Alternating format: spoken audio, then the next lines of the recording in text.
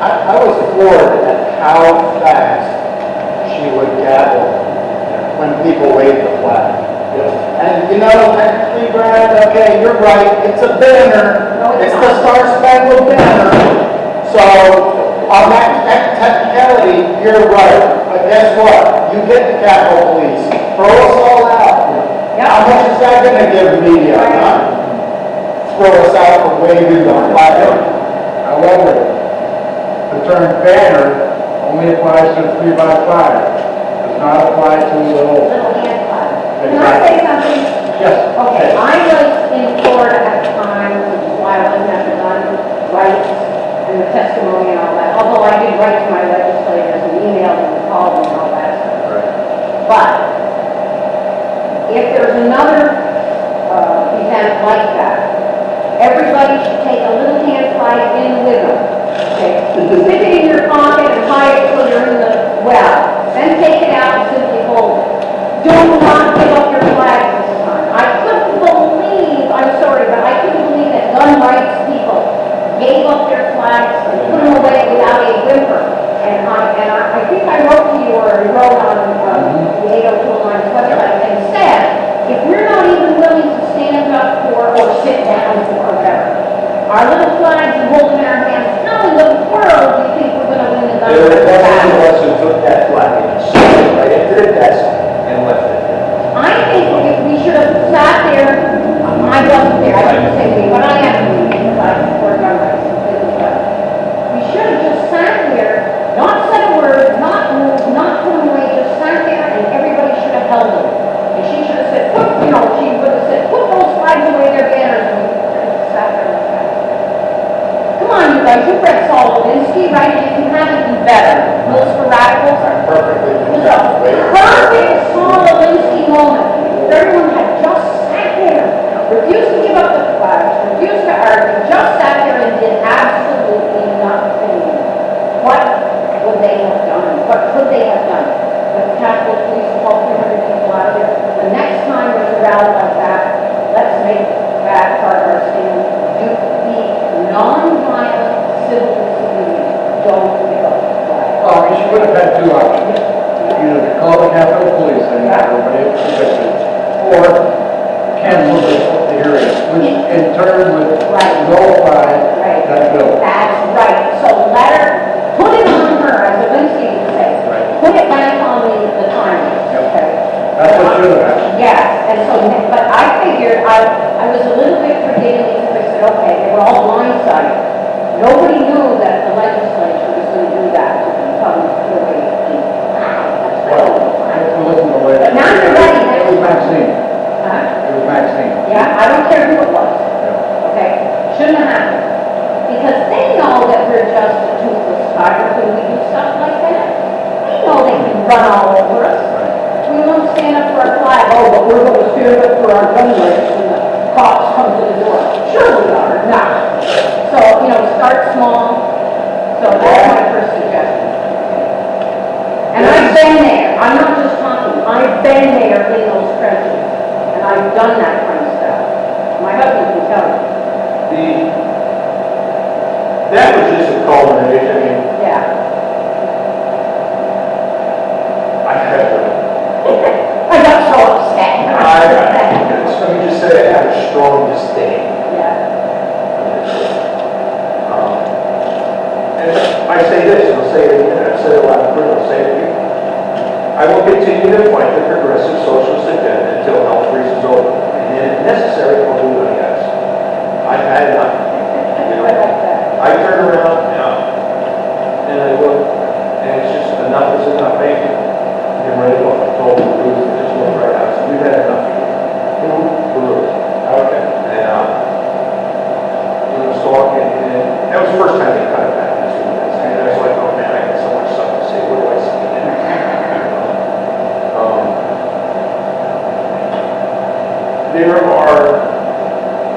There's apathy, which is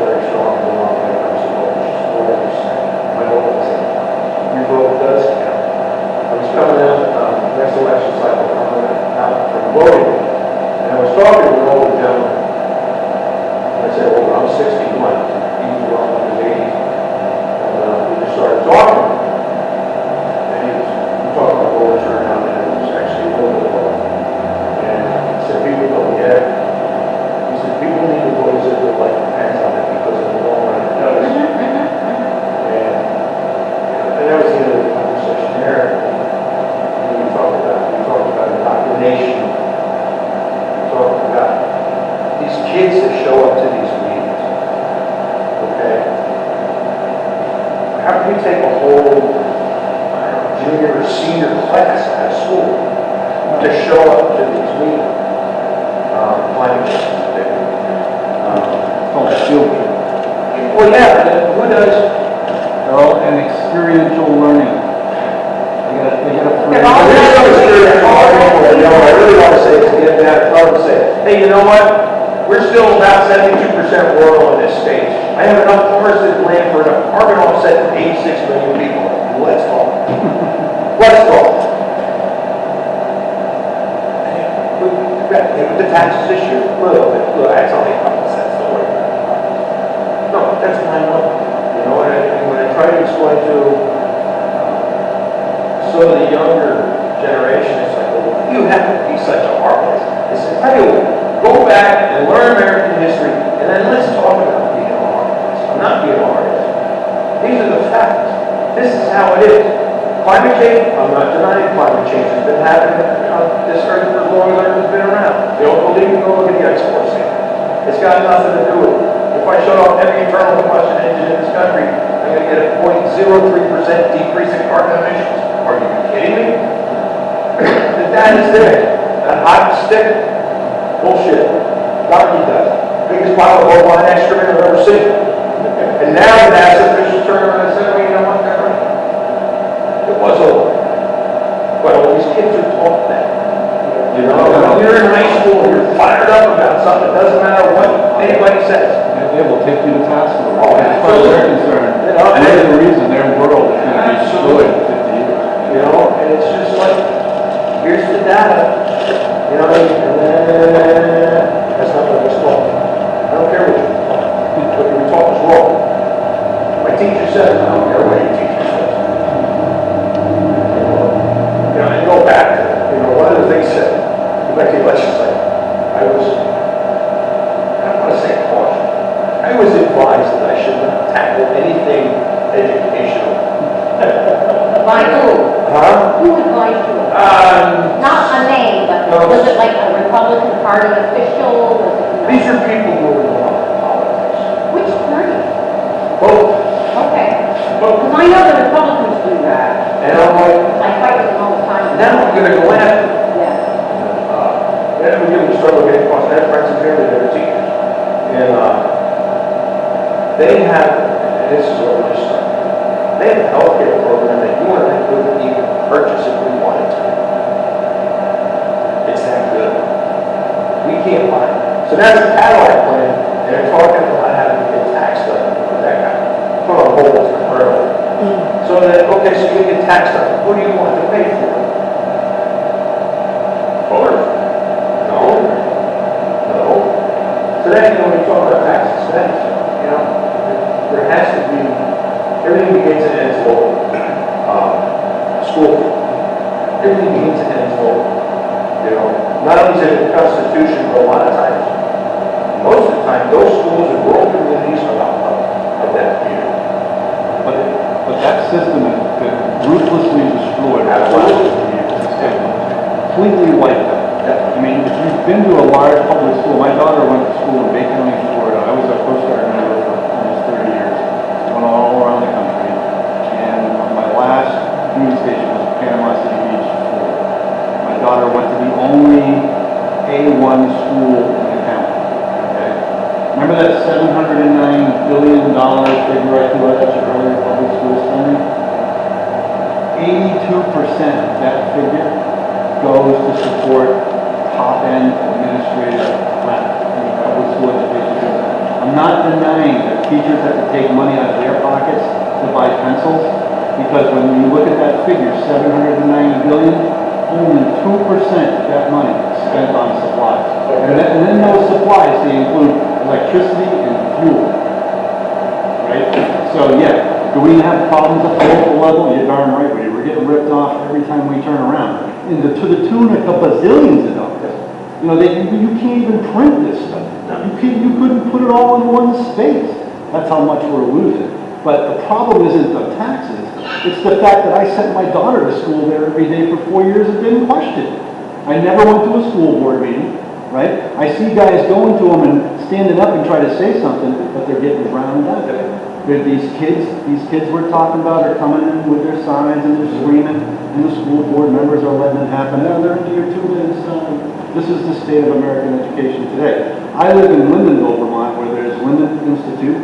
I was a graduate of St. John's Bury Academy. Both private institutions, both have students from all over the world. Both are financially secure, stable. In fact, they're doing just fine. The St. John's Bury Academy can be accused of owning too much property because they've eroded the tax base. They own so much property essentially. But as a school, as a private institution, they actually give you an education, although it may be slanted to one degree or another these days. But when I went through it, I was prepared for life a little bit, right? I don't think I could say the same had I stayed through the Virginia State School Public System, where I was bused into inner city schools.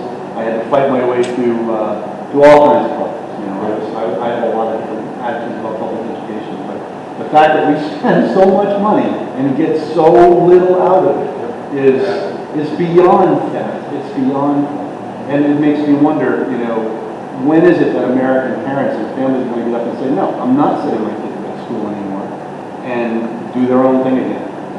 Come together, build a shack, go to Walmart, buy one of those freaking garden sheds, and hire a teacher. Yep. Can we still do that?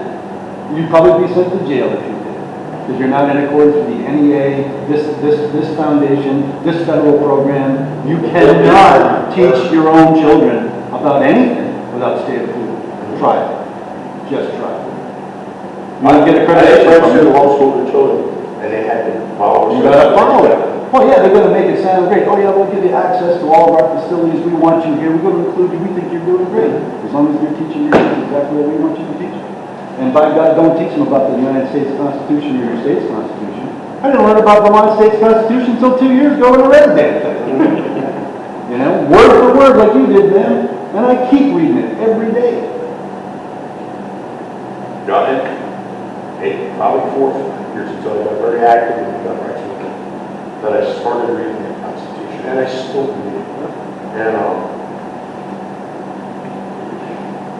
I'm a student of history, American history, and I just, most kids don't even know about it. Right, they're not taught. They're not taught. And I would say to you, sir, that you don't have a right to a gun. You want to argue that point with me? Where in the Constitution does it use the word gun? Doesn't. It doesn't. Yeah. What word does it use when it describes a weapon? Arms. What is the definition of arms? It's every goddamn thing. Yep. Up to and including a nuclear friggin' bomb. Yep. Right? Now that's absurd to think about. That's absolute absurdity to think about. Oh, it's But reality. in an American system, the nuclear bombs are supposed to be in control of the people. Yep. Right? Well, the people lost control of that a long time ago. We I can talk had about that it. argument with 2 AR 16. They don't grant me my rights. No, they don't. They're supposed to limit government intrusion on my rights. And if we talk about the Declaration of Independence, I have a right, a duty, and if you read it just right, an obligation to cast off any unjust or tyrannical influence. And that's not to be done hastily. You know, when we start talking about a long train of abuses and usurpations, that train's getting a little long. Read the DOI today. Yeah. Headlines are pretty similar. You know?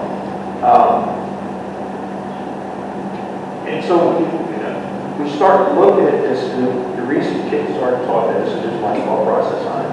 No, double power, I can't defend it. That's right. So when something's taken away, I don't know about it, I can't defend that. I know nothing about it. It's being done on purpose to make kids today into global citizens, Correct. not national sovereignty. Constitutional governments are under attack all Yeah, over the world. all over it. Republics all over the world are under We're attack. not, Very few of them not left. us. Very few of them left. You know, and these talking heads, it's not, it's from the state level, local level, all the way up to the federal. We're not a democracy. No, we're not. It's a constitutional republic. And they don't even understand that. No, they don't. And you know, when you try to explain to them, it's designed to protect the 49% against the 51%, because the founding fathers realized that democracy is nothing more than Right. popular. And has anybody ever here heard of and agree with the herd mentality? Like, have you ever been in a room where there's 500 people all wanting ice cream and all of a sudden you want ice cream too, right? So there's a really interesting statistic that LA County, Nassau County, and I think some other county in the United States has enough voting Democratic power to rule the entire thing. And Cook County. Something like that. There's 3 major population centers in the Of course, they want to do away with the electoral. Of course they do. They're communists. I've heard 5, but that's irrelevant. On that same topic, we are experiencing in Vermont what would happen if the electoral college were ever done away with. That is Chittenden County. That's right. And the Correct. liberal, progressive Democrats in Chittenden County, combined with their 10,000 college student voters, many of whom are paying out-of-state tuition, who are not residents but are still allowed to vote. They've set this up over the years. They knew what the end game was. This is why we're in the mess we're in Does now. anybody here recall the battle cry of Ethan Allen? The gods of the valleys are not the same as the gods of the hills. That's the electoral college in a nutshell. We're up against the machine of Chittenden County, and that is also why they want out-of-staters, that is why they want non-American citizens to be given the right to vote in the state of Vermont. And they're starting slowly so as not to upset the people too much with only local elections. But add that to the out-of-state college students in the entire state, at least 10,000 of them, and they've got the elections rigged. And that is how it would be if we ever lost the electoral college. And I'll tell you, to illustrate how important every vote is, a mayoral election recently happened in Newport, Vermont this year. Less than 300 people turned out to vote, and the incumbent mayor who's been there for, I don't know, a long, long time, a lot of people don't like him, only won by 2 votes, and now they're stuck with him for another period of time. And that town is going through an awful lot of problems. And there's a lot of people that point to the leadership of that town as being one of the bottlenecks of those problems. But yet, even knowing that, I think, my vote doesn't count. So less than 300 people determine the fate of a city of almost 4,000 or 5,000 people. That's insanity. That's absolute insanity. You know? But then people get the government they deserve. There is also that. But everybody else is impacted. I know. Newport's decisions and Newport's policies are going to be driven by a very small group of people, and they're just going to be ramrodded throughout the Then entire what is country. wrong with people? Right? Okay, why? Lack of education, Jay. Well, and Lack of then being informed. turn on CNN. I'll tell you what's wrong with people. Turn on CNN. Is there anything going on in the world besides Trump bashing?